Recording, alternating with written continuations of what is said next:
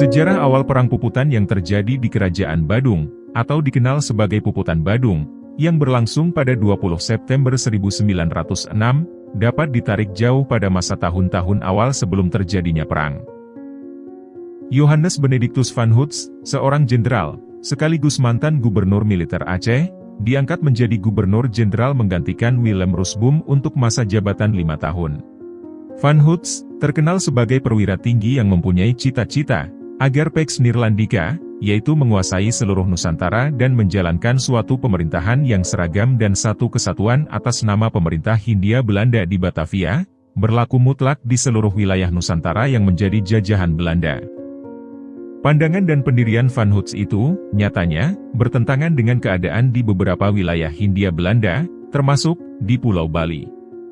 Di Bali, struktur asli pemerintahan kerajaan, berdasarkan perjanjian yang dibuat antara seluruh kerajaan di Bali dengan pemerintah Hindia Belanda pada tahun 1849, masih dijamin dan dihormati pelaksanaannya. Oleh karena itu, Van Hoots sangat terdorong untuk segera menguasai kerajaan-kerajaan Bali secara penuh, dan menempatkan raja-raja Bali di bawah kekuasaan pemerintah pusat di Batavia. Namun, niat Van Hoots terganjal oleh perjanjian antara Hindia Belanda dan kerajaan-kerajaan Bali, yang sudah disepakati pada 13 Juli tahun 1849, yang secara hukum, menjamin berlangsungnya kemerdekaan urusan dalam negeri kerajaan-kerajaan Bali, dan pemerintah pusat Batavia, tak diperkenankan untuk mencampurinya. Perjanjian tersebut membuat Van Hoots merasa tidak mungkin untuk menaklukkan raja-raja Bali secara spontan dan tanpa alasan.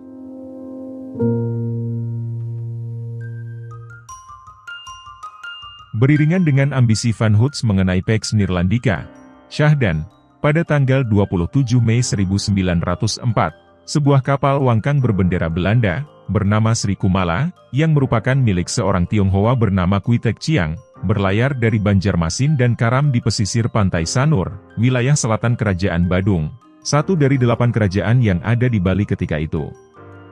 Kapal itu mengangkut sejumlah uang dan bahan-bahan pokok seperti minyak tanah, gula pasir, serta terasi, yang akan diperdagangkan di Bali. Setelah gelombang laut mereda, atas saran seorang Syah Bandar Tionghoa Sanur bernama Sikbo, nahkoda dan pemilik kapal melaporkan kejadian tersebut kepada Punggawa Sanur, Ida Bagus Ngurah. Punggawa Sanur, selanjutnya, segera memerintahkan agar diadakan penjagaan atas bangkai kapal Sri Kumala, beserta seluruh isinya. Sebagaimana diketahui, kerajaan-kerajaan Bali memiliki sebuah peraturan bernama Hukum Tawan Karang, yaitu sebuah hak istimewa yang dimiliki raja-raja Bali, di mana raja akan menyita kapal-kapal yang terdampar di wilayah mereka lengkap beserta seluruh muatannya. Hukum Tawan Karang resmi dihapuskan pada perjanjian yang disepakati tahun 1849, dan dalam perjanjian tersebut, bila ada suatu musibah kapal karam, maka para raja Bali diharuskan untuk bertanggung jawab melindungi dan menyelamatkan kapal beserta isinya. Rupanya, bangkai kapal Sri Kumala tidak dapat diselamatkan lagi, hingga akhirnya Punggawa Sanur memerintahkan rakyat sekitar untuk membongkar bangkai kapal, dan mengumpulkan semua rongsokannya. Beberapa minggu setelahnya, pemilik kapal malah menghadap J.S. Bah, yang merupakan residen Bali dan Lombok di Singaraja, dan menganggap bahwa kapal beserta hartanya telah dirampas oleh penduduk sekitar Sanur.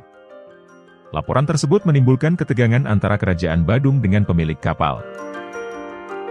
Yang sangat aneh dalam laporan si pemilik kapal ialah, bahwa dia melaporkan uang miliknya yang berjumlah 7.500 gulden, telah dirampas oleh penduduk Sanur, sedangkan para nahkoda dan awak kapalnya justru berhasil menyelamatkan barang-barang dagangannya. Jika benar ada uang di kapal, tentu, secara logis, uang-uang tersebut secara naluriah yang akan diselamatkan terlebih dahulu, bukannya barang-barang dagangan yang nilainya tak seberapa. Oleh karena itu, Residen Esbah mengirim kontrolir kantor urusan masalah Bumi Putra, bernama H.J.F. Squartz, untuk datang ke Badung dan mengadakan pemeriksaan. Ia tiba di Badung pada tanggal 16 Juli 1904, dan langsung mengadakan pembicaraan dengan Punggawa Sanur untuk mencari keterangan, serta mendengarkan pengakuan penduduk lokal yang ditugaskan untuk menjaga Sri Kumala di malam hari. Berdasarkan pada laporan Squartz, Residen Esbah melaporkan hal tersebut kepada Gubernur Jenderal Van Hoots. Namun, ia berpendapat bahwa dalam hal ini Kerajaan Badung memang tidak melanggar perjanjian tahun 1849, akan tetapi, Kerajaan Badung tidak sungguh-sungguh dalam menjaga dan melindungi kapal Sri Kumala, sehingga mengakibatkan terjadinya aksi penjarahan. Esbah mengusulkan agar masalah Sri Kumala diajukan kepada Badan Peradilan Kerajaan Badung alias Majelis Kerta, dan kasus penjarahan harus diselesaikan dengan ganti rugi sejumlah 7.500 gulden, yang harus dibayarkan Raja Badung kepada pemilik kapal. Mengenai hal itu, Van Hoots ingin mendengarkan pendapat Dewan Hindia terlebih dahulu. Residen Esbah selaku residen Bali dan Lombok pun menyampaikan laporannya pada sidang Dewan Hindia di Batavia, pada tanggal 28 Oktober 1904. Di tanggal 4 November 1904, nasihat Dewan Hindia dikirim kepada Gubernur Jenderal, yang isinya adalah untuk mengambil tindakan yang sangat berhati-hati dalam penyelesaian masalah Sri Kumala.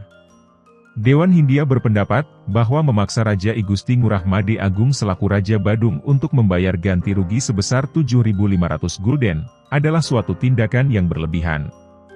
Mereka juga mencurigai bahwa Kwitek Chiang dan Residen Esbah telah berbohong demi mendapat keuntungan sebanyak-banyaknya dari musibah Sri Kumala. Dewan Hindia juga menyarankan agar Gubernur Jenderal Van Hoots menunggu keputusan Majelis Kerta dalam memutuskan perkara, sesuai dengan hukum adat yang berlaku di Badung. Van Hoots, rupanya, menolak saran Dewan Hindia. Ia memilih menuruti nasihat Residen Esbah, yaitu menuntut Raja Badung untuk mau membayar ganti rugi. Bagi Van Hoots, dengan memaksa Raja Badung membayar ganti rugi, akan menimbulkan perselisihan antara pemerintah Hindia Belanda dengan Kerajaan Badung. Dengan adanya konflik itu, terbukalah jalan bagi Van Hoots untuk menjalankan ambisinya terhadap Kerajaan Badung, yang memaksa Badung untuk memilih antara mau membayar ganti rugi, atau harus menjadi wilayah yang diperintah langsung oleh pemerintah kolonial. Atas hal itu, seorang sekretaris pemerintah kolonial bernama Paulus, mengirimkan surat atas nama Gubernur Jenderal kepada Residen Esbah, bahwa pembayaran ganti rugi harus dibebankan pada Raja Badung. Bila Raja membangkang, maka, pemerintah Hindia Belanda akan mengambil tindakan keras. Tindakan tersebut termasuk blokade perairan Badung oleh Angkatan Laut Hindia Belanda, dan semua biaya blokade menjadi tanggungan Raja Badung, yang harus dibayarkan per hari. Sebuah hal yang sangat tidak masuk akal.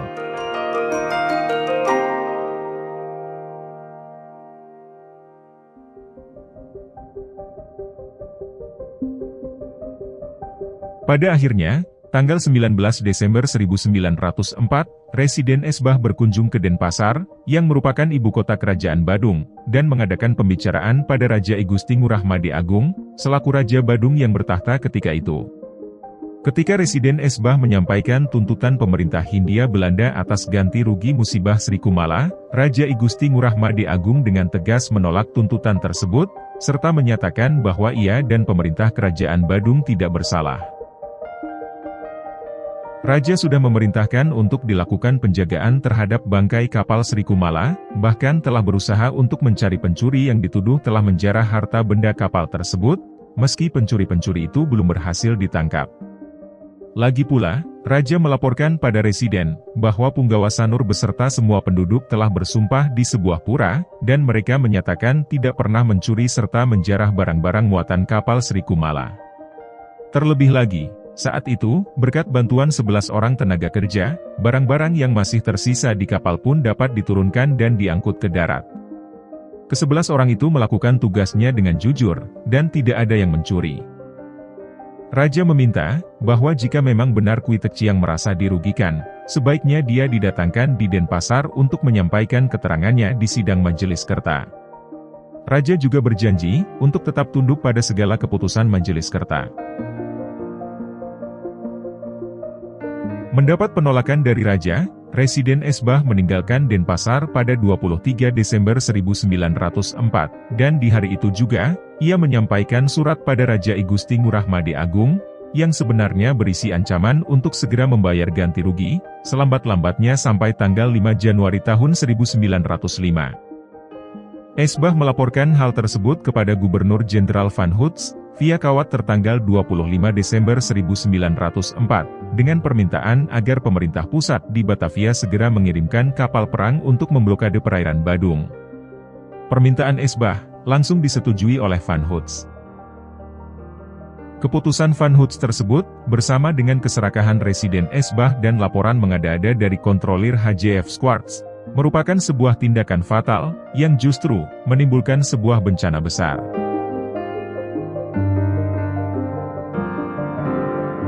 Pada tanggal 5 Januari 1905, seperti yang sudah diduga, uang ganti rugi benar-benar tidak dibayarkan oleh Raja Badung. Keputusan tegas tersebut akhirnya mendapat respon dari pemerintah Hindia Belanda. Tanggal 6 Januari 1905, di perairan Badung, telah siap 2 kapal pengangkut milik Angkatan Laut Hindia Belanda untuk melakukan blokade terhadap jalur laut Kerajaan Badung. Beberapa hari kemudian, di tanggal 14 Januari, Residen Esbah mengadakan kunjungan dengan kapal Reiger ke perairan Badung untuk memeriksa jalannya blokade. Pada kesempatan itu, ia juga mendekati Susuhunan Klungkung, Raja Karangasem, Raja Bangli, Raja Gianyar, dan Raja Tabanan, guna meminta kesediaan raja-raja tersebut untuk membantu pelaksanaan blokade militer Hindia Belanda terhadap Badung. Raja Karangasem, Gusti Gede Jelantik, yang sudah ditaklukkan oleh Belanda pada bulan November 1894, menyatakan bersedia membantu pemerintah kolonial. Susuhunan, alias Raja Klungkung, Ida Dewa Agung Jambe, justru mendesak persoalan tersebut diselesaikan secara damai. Ia bahkan mengirim utusannya ke Denpasar untuk mendamaikan kedua pihak, namun usaha itu tidak berhasil. Sikap lunak Raja Klungkung tersebut dapat dipahami, mengingat, jika dilakukan blokade terhadap Badung, maka impor beras Klungkung yang sebagian besar dari wilayah Badung tentu akan terhambat, dan dikhawatirkan hal itu dapat menimbulkan musibah kelaparan bagi rakyat Klungkung. Sementara itu, Raja Bangli, Dewa Gederai, juga bersedia membantu pemerintah Hindia Belanda. Demikian pula, Raja Gianyar, Dewa Manggis VIII, yang juga menyatakan kesediaannya. Semua raja-raja Bali, selain Raja Klungkung dan Bangli, memang telah ditaklukkan oleh pemerintah kolonial, sehingga, mau tidak mau, mereka terpaksa mendukung kepentingan pemerintah kolonial. Kontras, Raja Tabanan, Gusti Ngurah Agung, atas dasar hubungan persahabatan antara Kerajaan Tabanan dengan Kerajaan Badung, memilih berpihak pada Raja I Gusti Ngurah Made Agung. Raja Tabanan beranggapan bahwa blokade yang dilakukan pemerintah kolonial sangat merugikan rakyat, baik bagi Badung maupun seluruh Bali pada umumnya. Lagi pula, blokade yang dijalankan pemerintah kolonial berjalan tidak efektif, karena wilayah Kerajaan Badung berbatasan langsung dengan Kerajaan Tabanan, dan Kerajaan Tabanan tidak berkenan menutup perbatasannya.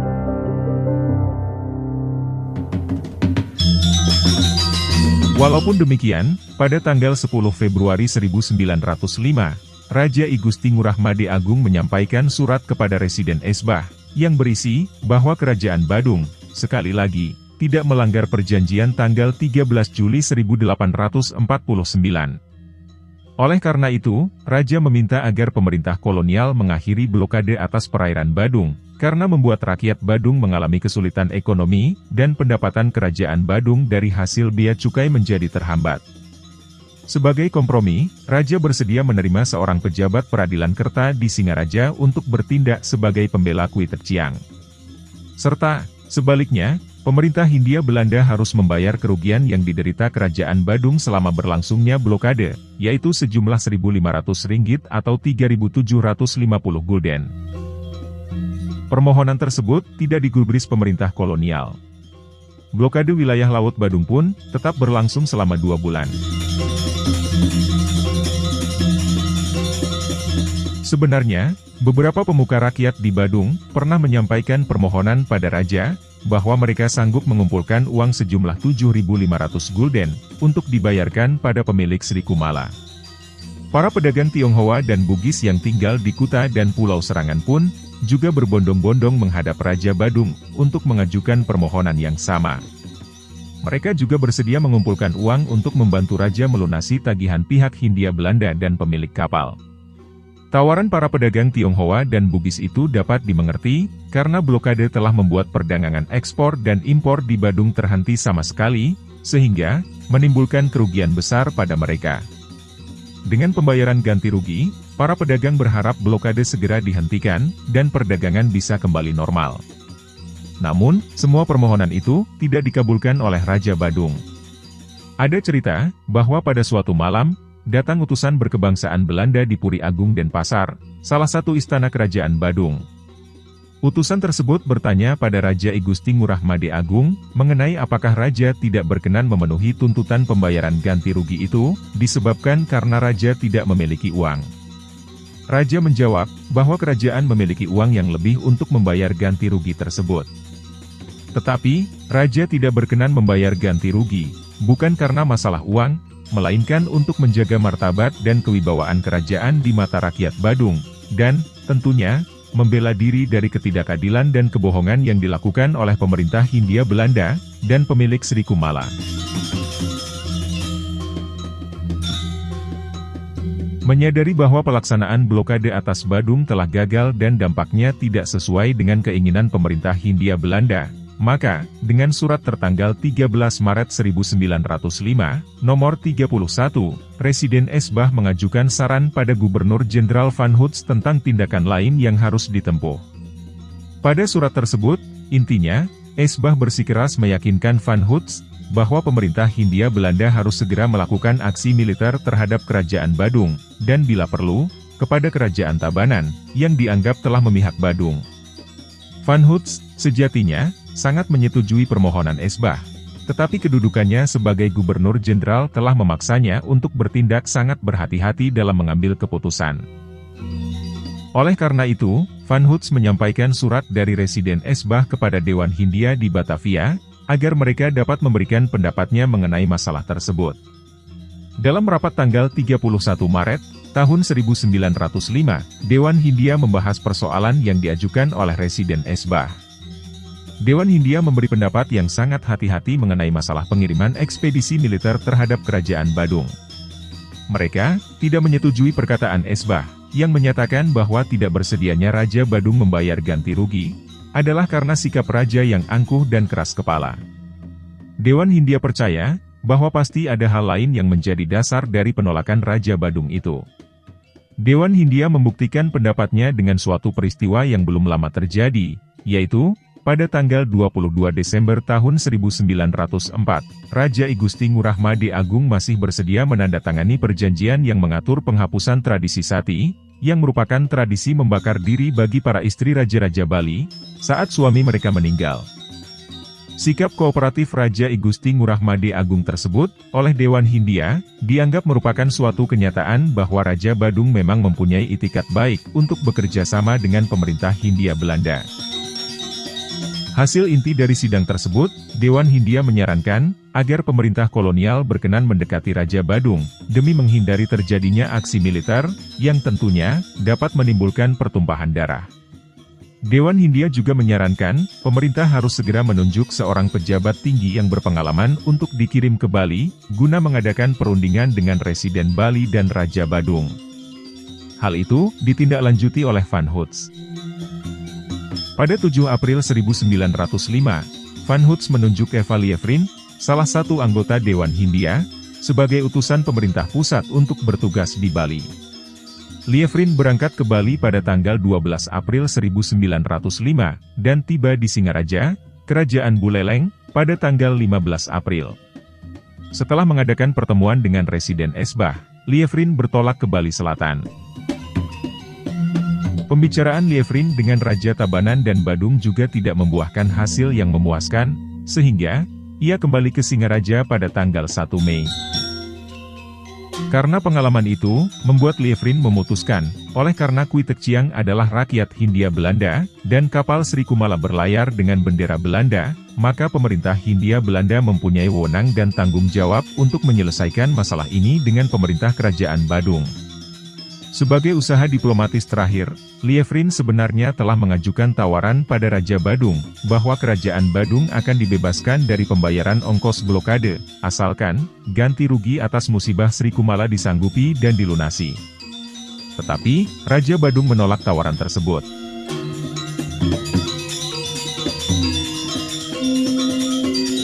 Pasca gagalnya semua perundingan, Raja Badung memutuskan untuk menghidupkan kembali perjanjian pertahanan dengan Raja Tabanan. Raja I Gusti Ngurah Made Agung kemudian mengadakan kunjungan ke Puri Agung Tabanan pada 14 hingga 19 Mei tahun 1905. Ketika itu, di Pura Pamerajan Puri Agung Tabanan, dilakukan pengambilan sumpah antara Raja Badung dan Tabanan. Mereka berjanji untuk senantiasa saling membantu satu sama lain jika suatu saat terjadi perang. Kunjungan tersebut dibalas oleh Raja Tabanan, yang berkunjung ke Puri Agung Denpasar pada 23–30 Juni, tahun 1905. Di tanggal 28 Juni, dilakukan sebuah upacara sumpah setia di Pura Tambang Ayun oleh Raja Badung dan Tabanan. Dalam hal ini, Raja Puri Agung Pemecutan juga turut hadir. Pada waktu itu, Kerajaan Badung secara tradisional diperintah oleh 3 raja, yaitu, Raja Puri Agung Denpasar, Raja Puri Agung Pemecutan, serta Raja Puri Agung Kesiman.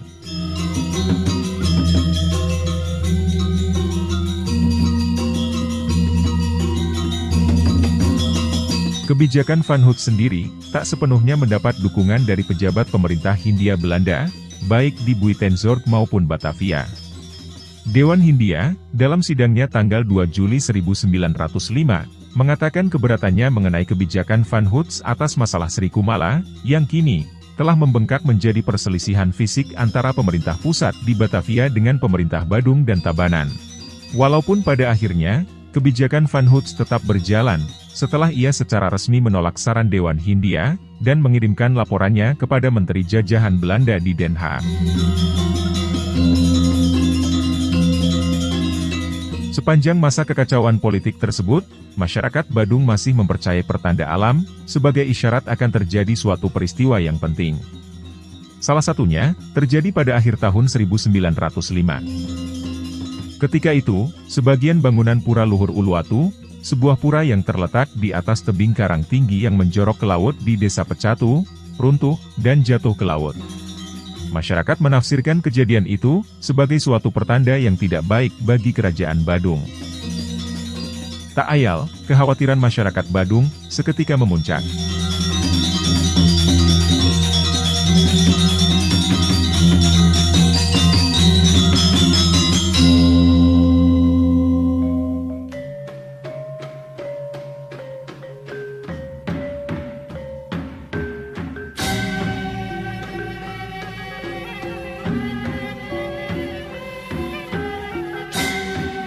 Memasuki tanggal 19 Januari 1906, Dewan Hindia kembali membahas persoalan masalah Badung yang tak kunjung selesai. Akhirnya, Dewan Hindia berkesimpulan, dan menyarankan kepada pemerintah Hindia Belanda untuk yang kesekian kalinya, bahwa jika nanti pemerintah kolonial tetap bersikeras melakukan aksi militer terhadap Kerajaan Badung, untuk tetap mempertahankan semua lembaga dan tradisi yang berlaku di Badung, meski bila kerajaan tersebut telah ditaklukkan. Setelah sekian lama berlarut-larut, pada akhirnya, sengketa tersebut memuncak, serta menimbulkan ketegangan yang sangat berbahaya, antara pemerintah Badung dan Tabanan, versus pemerintah Hindia Belanda.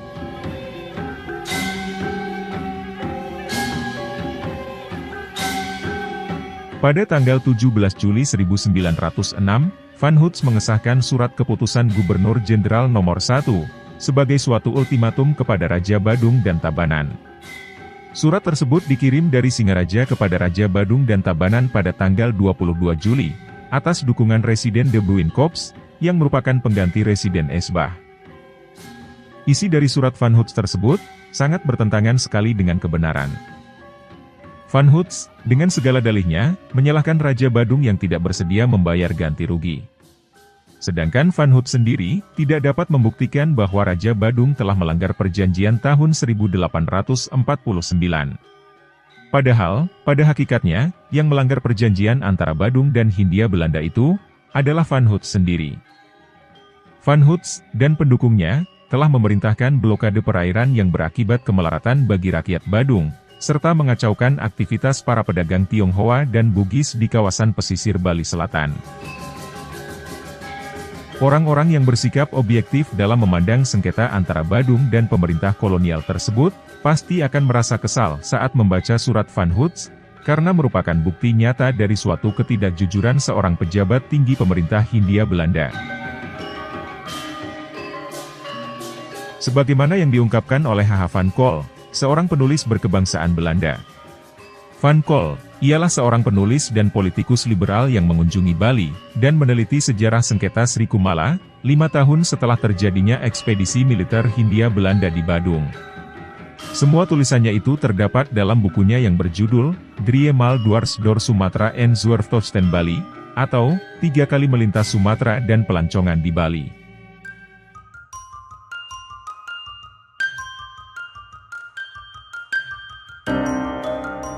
Sejak bulan April, tahun 1906, pemerintah Hindia Belanda telah melakukan persiapan penyerangan. Persiapan itu berlanjut hingga bulan Juli sampai awal September, karena mereka yakin bahwa ultimatum Van Hoots pasti tidak akan digubris oleh Raja Badung dan Tabanan.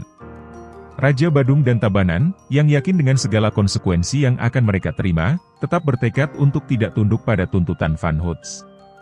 Van Col mencatat, oleh karena senantiasa diganggu oleh tuntutan-tuntutan baru dari pihak Belanda, dan menderita oleh tekanan-tekanan baru pula, maka, bersabdalah Raja Badung dengan penuh kebanggaan, lebih baik mati saja, daripada bertahta sebagai raja dengan cara begini. Untuk memimpin ekspedisi militer tersebut, diangkatlah Mayor Jenderal M.B. Rost van Toningen sebagai pemimpin utama pasukan. Komisaris pemerintah kolonial, Eva Lievrin, selanjutnya tiba di Sanur, dan mengirim utusan untuk menemui Raja Badung, serta menyampaikan ultimatum terakhir yang harus dijawab dalam tempo 1 kali 24 jam. Kepada Raja Tabanan, juga disampaikan ultimatum yang harus dijawab dalam tempo 3 kali 24 jam. Kedua raja menolak semua ultimatum yang diberikan, membuat Lievrin bergegas memberitahukan hal tersebut pada Van Toningen, untuk segera melakukan pendaratan pasukan di Badung. Tanggal 12 September, tahun 1906, semua kapal pengangkut dan kapal perang, sudah tiba di perairan Sanur. Jumlah pasukan Hindia Belanda yang mendarat di Sanur sebanyak 2.312 orang, ditambah 741 orang dari kalangan non-militer. Disertakan pula puluhan ekor kuda, serta 10 buah meriam. Selain itu juga ditambah 1 detasemen marinir sejumlah 140 orang. Pasukan infanteri Batalion ke-11 dipimpin oleh Mayor Brian, Batalion ke-18 dipimpin oleh Letnan Kolonel Shaurot, dan Batalion ke-20 berada di bawah komando Mayor Lassanet.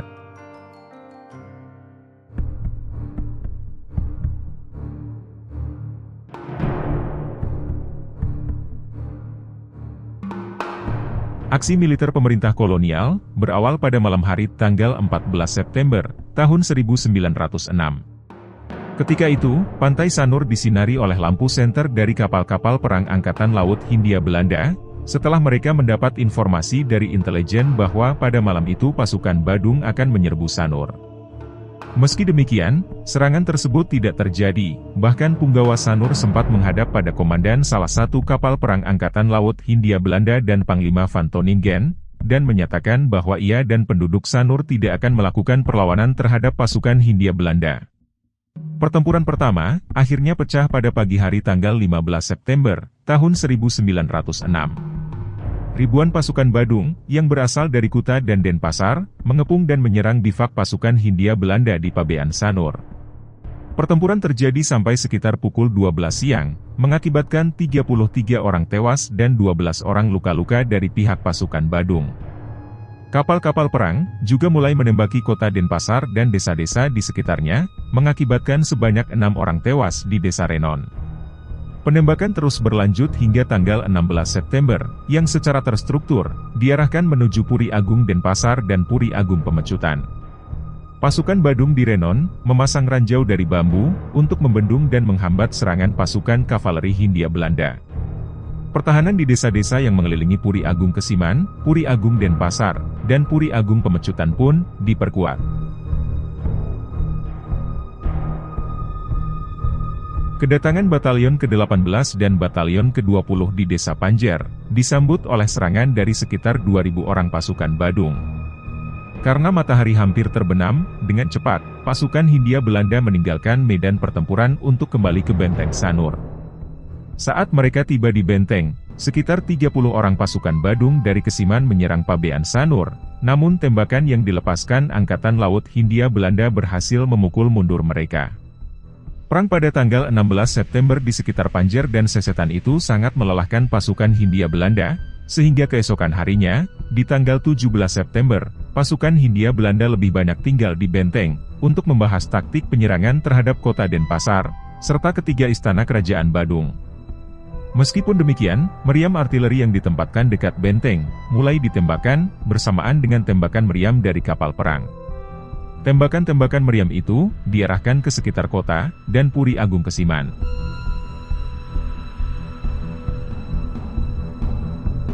Tanggal 18 September, diperoleh berita dari asisten residen H.J.F. Squartz, bahwa Raja Kesiman, I Gusti Ngurah Mayun, tewas karena terbunuh oleh oknum-oknum dari suatu kelompok masyarakat yang tidak setuju terhadap kebijakannya. Sebenarnya, ada beberapa versi mengenai peristiwa terbunuhnya Raja Kesiman. Ada yang mengatakan, ia dibunuh oleh seorang Brahmana. Dalam versi lain, diceritakan bahwa sang raja meminta untuk dibunuh oleh seorang abdi kesayangannya, agar tidak tertangkap oleh tentara kolonial. Pada tanggal 19 September, pukul 7 pagi, seluruh pasukan Hindia Belanda diperintahkan untuk meninggalkan benteng Sanur, dan menyerang kota Denpasar. Pasukan bergerak ke utara, dengan tujuan pertama adalah Desa Kesiman, di mana pasukan Badung diprediksi akan berkumpul untuk mempertahankan Puri Agung Kesiman. Ketika mencapai Desa Tukat Ayung, dari arah kebun kelapa penduduk, terjadi tembakan terhadap pasukan Hindia Belanda, dan mengakibatkan terjadinya pertempuran sengit. Pasukan Badung memang menggunakan meriam, namun, meriam tersebut terlalu sederhana, dan tidak menimbulkan kerugian apapun bagi pasukan Hindia Belanda. Keperwiraan pasukan Badung tersebut membuat orang-orang Belanda kagum. Seperti yang dicatat H.M. van Wiede, yang mengisahkan pengalaman pribadinya ketika mengikuti pasukan ekspedisi militer Hindia Belanda di Badung, pada bulan September hingga Oktober tahun 1906. Van Wiede menuliskan, "Dalam ingatan saya, masih jelas tergambar, seorang Bali yang berbadan tegap dan berdiri di suatu tempat yang agak tinggi, kira-kira 200 meter dari pasukan infanteri kita. Di sanalah, dia berdiri memegang tombaknya yang panjang, dan ditancapkan di tanah. Dengan gerak isyarat dan suara, dia mendorong dan merangsek, menyebabkan sikapnya yang tidak gentar menghadapi maut itu, menjadi teladan bagi yang lain." Setelah melalui beberapa pertempuran, sekitar pukul 2:30 sore, akhirnya, pasukan Hindia Belanda berhasil menduduki Puri Agung Kesiman, yang sudah dikosongkan oleh para penghuninya. Usai Puri Agung Kesiman jatuh di tangan mereka, Panglima Van Toningen kemudian menetapkan Puri Agung Kesiman sebagai bivak bagi pasukan Hindia Belanda. Pada tanggal 20 September, pasukan Van Toningen, yang terdiri dari Batalion ke-11 dan Batalion ke-18, bergerak dari Kesiman menuju Puri Agung Denpasar. Di waktu yang bersamaan, tembakan meriam dari benteng pasukan Hindia Belanda di Sanur, diarahkan ke Puri Agung Denpasar dan Puri Agung Pemecutan. Dalam peristiwa itu, sebanyak 60 peluru meledak di dalam dan sekitar istana, hingga menimbulkan kerusakan.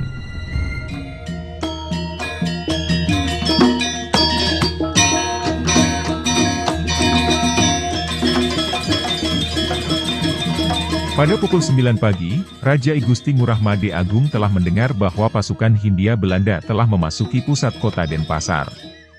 Di Puri Agung Denpasar, telah berkumpul keluarga dan pengikut setia Raja Badung, berjumlah sekitar 250 orang, yang bersumpah setia untuk turut berperang bersama Raja dalam menghadapi pasukan Hindia Belanda. Meskipun konsekuensinya adalah kematian, semua kaula Raja merasa, sebagai kaum kesatria, mereka harus memegang teguh ajaran Hindu dan menjaga mati-matian martabat serta wibawa kerajaan Badung. Mengawali pertempuran, Raja akhirnya memerintahkan pasukannya untuk membakar Puri Agung Denpasar. Ketika berada di Desa Semerta, pasukan Hindia Belanda mendapat perlawanan kuat dari pasukan Badung yang bersenjatakan tombak dan senapan. Hal itu menimbulkan jatuhnya korban di pihak pasukan kolonial. Setelah berhasil mengalahkan pasukan Badung dan beristirahat selama 1 jam, pada pukul 10:30 siang, pasukan Hindia Belanda melanjutkan perjalanan. Tetapi, sekitar pukul 11, di jalan antara Denpasar dan Tangguntiti, terlihat sejumlah besar rombongan orang Bali yang bergerak ke arah timur. Pasukan kolonial pun menembaki mereka, tetapi rombongan itu tetap bergerak maju. Dan ketika sampai di persimpangan Jalan Jero Belaluan, pasukan Hindia Belanda diserang oleh beberapa orang dari rombongan tersebut. Rupanya, rombongan tersebut adalah Raja I Gusti Ngurah Made Agung, beserta seluruh bangsawan dan pasukannya, yang sudah siap berperang sampai mati. Meskipun sudah berulang kali diperingatkan untuk menyerah oleh pasukan Hindia Belanda, tetapi Raja dan pasukannya tetap bergerak maju. Mereka mendekat sampai jarak 100 meter, 80 meter, hingga sampai 70 meter dari kedudukan pasukan Hindia Belanda. Dan pada jarak terakhir, Raja I Gusti Ngurah Made Agung, bersama pasukan dan rakyat Badung yang setia itu, berlari kencang menerjang pasukan Hindia Belanda, seraya menghunus keris dan tombak. Dalam pertempuran tersebut, bahkan turut serta banyak wanita dan anak-anak. Seketika itu pula, pasukan Hindia Belanda melepaskan tembakan salvo, sehingga beberapa orang jatuh tersungkur, termasuk Raja I Gusti Ngurah Made Agung. Pada pertempuran itu, Raja Badung gugur.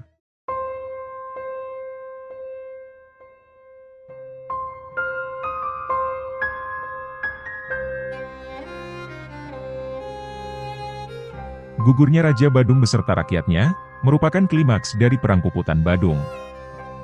Van Wiide, dalam bukunya yang berjudul Indische Reisjarinneringen, menceritakan, Raja, dengan para pangeran dengan pengikut-pengikutnya, memakai busana yang serba indah, bersenjatakan keris, dengan hulu keris yang terbuat dari emas, dan berhias permata-permata berkilauan. Semuanya, berpakaian dalam warna merah atau hitam. Rambut mereka diatur dengan rapi, dan ditaburi minyak wangi. Wanita-wanita, berdandan dengan pakaian mereka yang paling indah yang mereka miliki, dan semuanya mengenakan selendang putih. Raja telah memerintahkan untuk membakar puri dan menghancurkan semuanya yang dapat dirusak. Pada saat drama tersebut berlangsung, Batalion ke-18, berada di tepi kampung, di jalan ke arah Kesiman. Dari jarak 400 meter, kami dapat menyaksikan rombongan yang indah dan cemerlang melalui suatu jalan, sebelum mereka diperintahkan berhenti di dalam perjalanannya. Oleh karena kami mengira kekuatan induk musuh yang bersama dengan Raja sedang berada di Puri, kami mengira bahwa mereka adalah sebagian penduduk yang dikirim oleh Raja untuk menghadang kami. Pertempuran yang kemudian terjadi, tidak dapat kami saksikan. Hanya letusan senjata, yang menandakan adanya suatu pertempuran hebat. Perlahan-lahan, kami bergerak maju di pinggir jalan, saat letusan senjata terdengar di mana-mana. Akhirnya, kami tiba di suatu lapangan kecil, dalam perjalanan ke arah selatan, dan kami harus menunggu sejenak. Pemandangan yang kami lihat di sana, sungguh sangat mengerikan. Tumpukan mayat ibarat gunung, pria dan wanita menikam diri sendiri dan anak-anak mereka, sedangkan, jerit kesakitan dari mereka yang akan menghembuskan nafas terakhir, terdengar di mana-mana.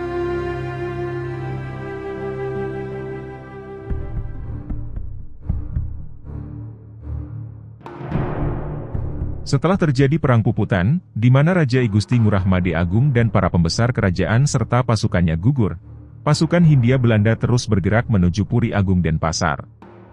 Dalam perjalanannya, mereka harus melalui kampung-kampung yang dihuni oleh para pasukan Badung. Sesekali, pasukan Badung menyergap pasukan Hindia Belanda, meskipun, pada akhirnya, mereka tidak mendapatkan kemenangan sama sekali. Ketika berhasil tiba di Puri Agung Denpasar, Panglima Van Toningen memerintahkan untuk mengadakan pemeriksaan di dalam Puri, guna mencari mesiu dan alutsista milik kerajaan Badung yang tersisa.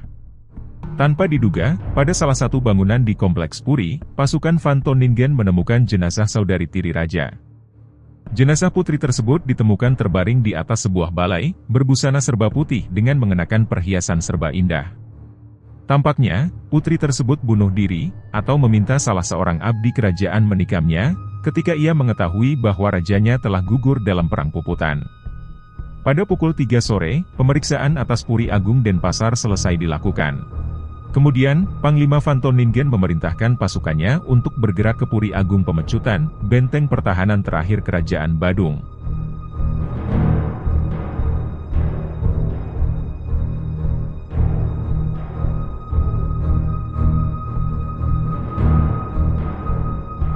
Mendengar kabar bahwa Puri Agung Denpasar telah jatuh di tangan pasukan Hindia Belanda, di Puri Agung Pemecutan, Raja I Gusti Gede Ngurah Pemecutan, sebagai satu-satunya Raja Badung yang masih hidup setelah jatuhnya Puri Agung Denpasar dan Puri Agung Kesiman, memerintahkan untuk membakar Puri, dan maju bertempur melawan pasukan Hindia Belanda.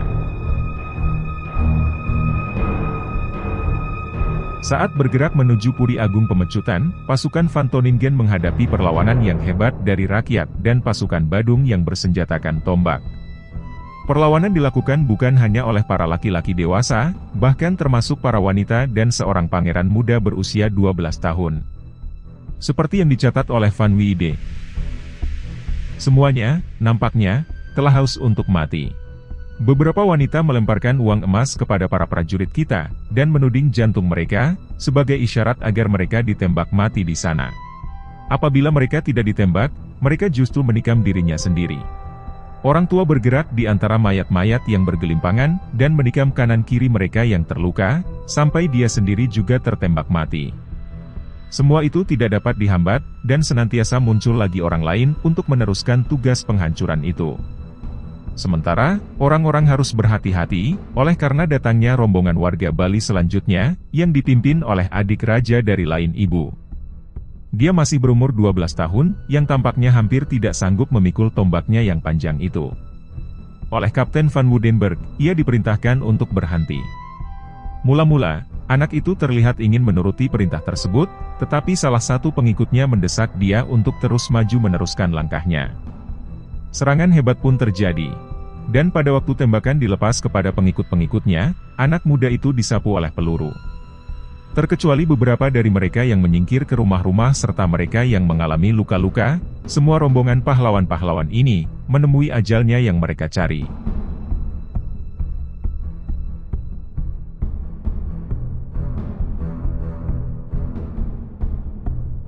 Setelah pasukan Hindia Belanda tiba di Pemecutan, mereka dihadang oleh Raja I Gusti Gede Ngurah Pemecutan dan pasukannya. Sebagaimana yang diberitakan Van Wiede. Saat meriam-meriam mereka dibungkam oleh tembakan pasukan kolonial, bergegaslah raja dan para pengiringnya, termasuk para wanita dan anak-anak yang berjumlah kurang lebih 100 orang, maju menerjang hingga mereka semua gugur tanpa sisa. Raja terpendam oleh tubuh para pengikutnya yang setia, seolah-olah mereka ingin memperlihatkan kesetiaan, bahwa mereka telah melindungi rajanya sampai mati. Wanita-wanita muda yang paling jelita yang kami lihat di Bali, membatu di samping anak-anak mereka. Tanduk keemasan raja, dan barang-barang berharga lain, berhamburan di tengah-tengah mayat. Dengan demikian, berakhirlah secara sukarela, dua keturunan raja, wakil dari keluarga yang paling terkemuka di Badung. Akan tetapi, mereka sadar, bahwa dengan memperlihatkan keberanian yang luar biasa di medan pertempuran, mereka akan memperoleh pahala yang setimpal dari leluhur mereka, yang telah mendahului mereka di nirwana.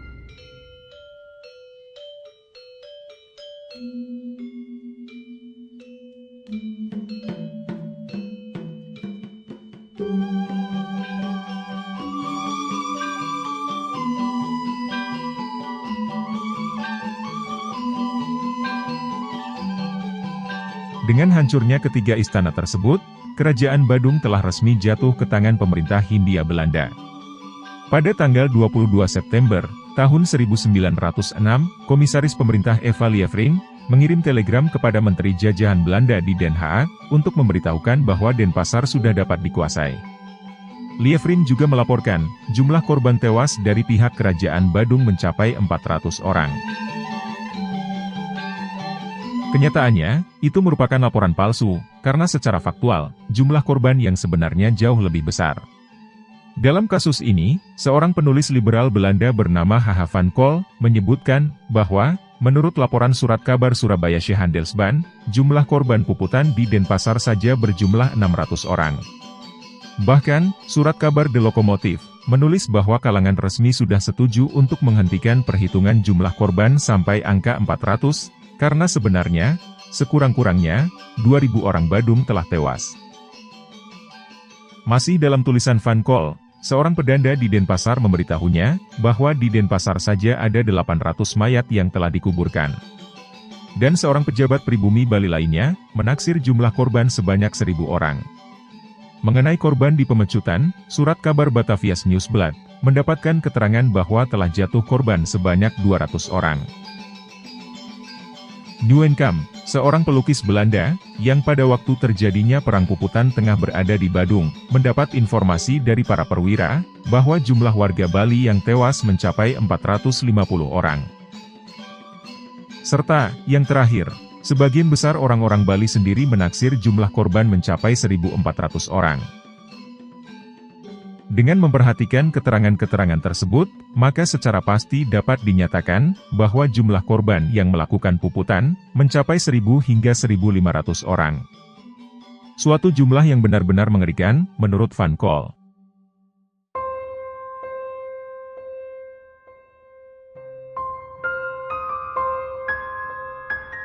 Kejatuhan Kerajaan Badung menandakan kemenangan pemerintah Hindia Belanda secara telak. Selanjutnya, Panglima Van Toningen merencanakan untuk melanjutkan operasi militernya ke Kerajaan Tabanan. Ia menerima kabar bahwa Raja Tabanan, Gusti Ngurah Agung, bersama putra mahkota Pangeran Gusti Ngurah Anom dan beberapa pembesar kerajaan, termasuk patih kerajaan serta para punggawa dan pedanda, ingin bertemu dengannya. Pada pukul 8 pagi, tanggal 28 September 1906, Raja Gusti Ngurah Agung dengan rombongannya, mengadakan pertemuan dengan Panglima Van Toningen dan asisten Residen Swartz. Dalam pertemuan itu, pihak Hindia Belanda memaksa Raja Tabanan untuk menyerah tanpa syarat. Jika Raja tetap membangkang, maka, operasi militer akan segera dilaksanakan, dan Kerajaan Tabanan harus menanggung segala konsekuensinya. Raja Tabanan terpaksa menerima tuntutan Panglima Van Toningen, karena merasa tidak memiliki pilihan lain, terlebih setelah mengetahui bahwa sekutunya, Raja Badung, telah gugur dalam Perang Puputan. Dan atas dasar penyerahan itu, Raja Tabanan beserta putra mahkota, berniat mengasingkan diri ke Lombok. Sembari menunggu keberangkatan ke Lombok, Raja dan rombongannya ditempatkan secara khusus di Puri Agung Denpasar. Keesokan harinya, pada tanggal 29 September, ketika pasukan Hindia Belanda menjemput Raja dan putra mahkota di Puri, alangkah terkejutnya mereka, saat menemukan Raja Gusti Ngurah Agung dan Pangeran Gusti Ngurah Anom dalam keadaan sudah tidak bernyawa. Tampaknya, Raja memutuskan untuk bunuh diri dengan memotong urat nadinya, dan putra mahkota tewas karena meminum racun. Kejadian mengejutkan itu pun dilaporkan oleh Lievrin kepada Menteri Jajahan Belanda di Den Haag.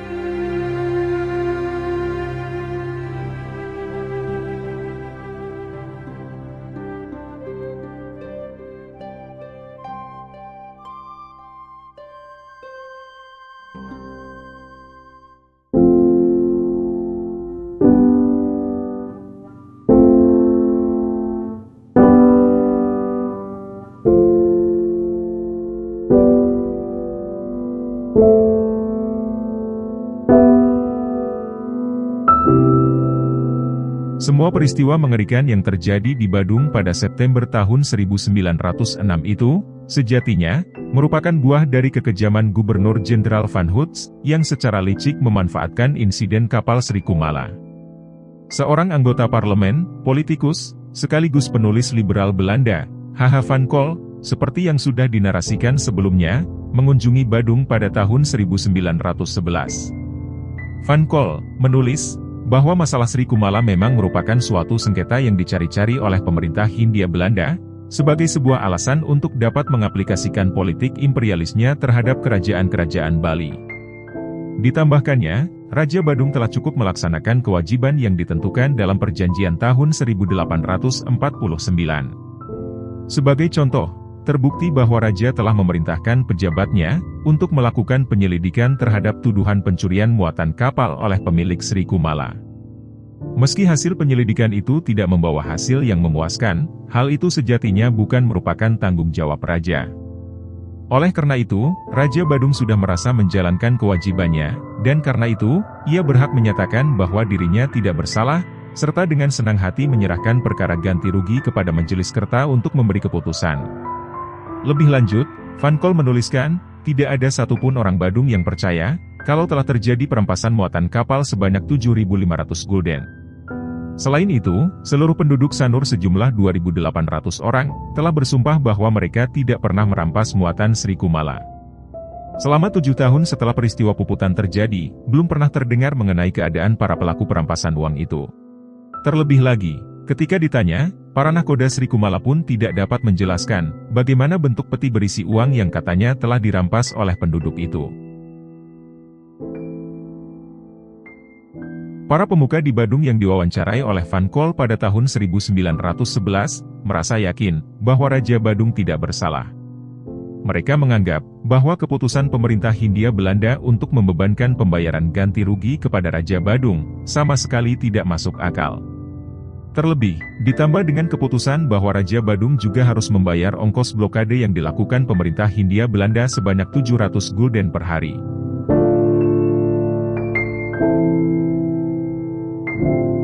Kerajaan Badung, meski telah dihidupkan kembali oleh pemerintah Hindia Belanda pada tahun 1920-an, sebagai bentuk realisasi dari anjuran Dewan Hindia untuk mengambil hati rakyat Badung, tetap tidak mampu melupakan kekejaman penjajah Belanda yang telah memporak-porandakan negerinya, pada tahun 1906. Atas desakan tokoh-tokoh masyarakat di Lombok dan Bali, seperti I Gusti Putu Gria dan Ida Pedanda Ketut Kelingan, Pangeran I Gusti Alit Ngurah, yang merupakan salah satu keturunan Raja Badung, yang dilarikan ke Lombok saat terjadinya Perang Puputan, diangkat oleh pemerintah Hindia Belanda, menggantikan mendiang I Gusti Ngurah Made Agung, sebagai Raja Badung. Ketiga istana atau puri kerajaan Badung pun dibangun kembali. Sehubungan dengan hal tersebut, maka, Raja I Gusti Alit Ngurah dari Puri Agung Denpasar, yang bergelar Raja Cokorda Alit Ngurah, resmi menjabat sebagai Raja dan Kepala Zelf Bestur Badung, alias Daerah Suap Raja Badung. Peresmian dan penobatannya sebagai raja dilakukan serentak dengan 7 raja-raja Bali lainnya di Pura Besaki, Kerajaan Karangasem, pada tanggal 30 Juni tahun 1938.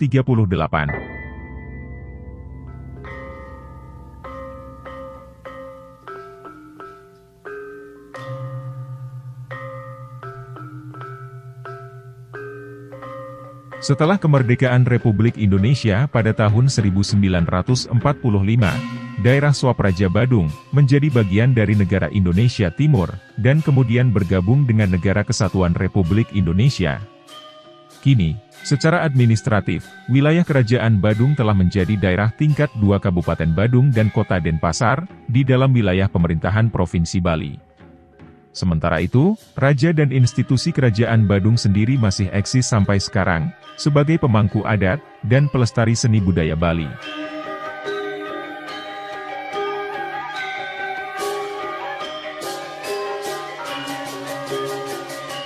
Kisah heroik Raja-Raja Badung beserta rakyatnya, yang perwira dalam mempertahankan martabat pribadi dan negaranya dari keserakahan penjajah Belanda, telah menjadi teladan bagi masyarakat Bali, dan Indonesia pada umumnya.